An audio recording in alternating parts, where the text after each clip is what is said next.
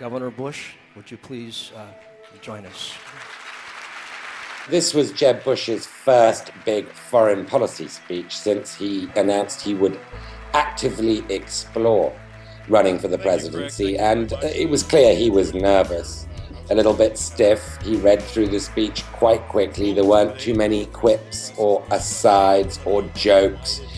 It was a pretty formal affair. His big aim, of course, was to contrast himself with his brother, George W. Bush, also from his father, George H.W. Bush, and to make it clear that he was his own man. That was the headline he was seeking from Chicago, and doubtless that was the headline he will get.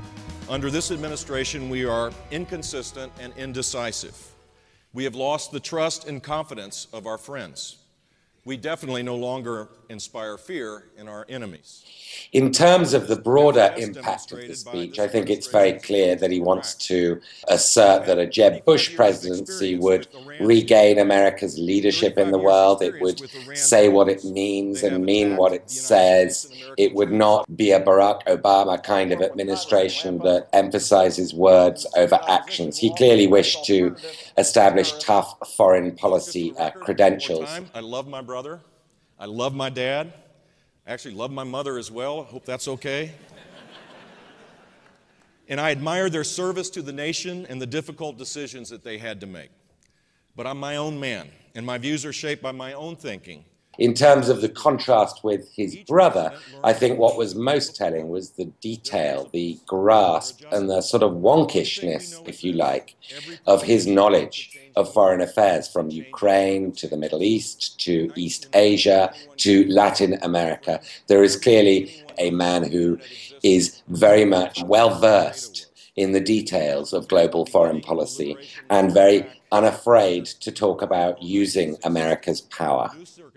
How his speech will go down amongst conservative Republican activists, amongst the grassroots in the primaries, the messaging was very interesting. Jeb Bush, quite unprompted, raised the question in the question and answer session of immigration reform and stuck very firmly to his guns that he believed America should welcome immigrants, that it is a country that comes in 34 different flavors, and that putting out the welcoming mat to immigrants.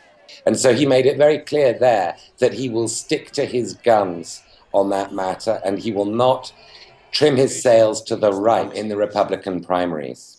In addition to saying, "I am not George W. Bush," what Jeb Bush was trying to convey was that he would be a Ronald Reagan. He would be an optimistic president. America would grow at 4% a year, like the BRIC countries, like Brazil, India, China, etc. That it would be a useful, dynamic nation again, unafraid to lead the world. So if there was one sort of subliminal message, he never mentioned the word Ronald Reagan, but if there was one subliminal message, in addition to the explicit one that he is his own man, it's that he would like to be Ronald Reagan. He would like to project a sunny, optimistic, dynamic America.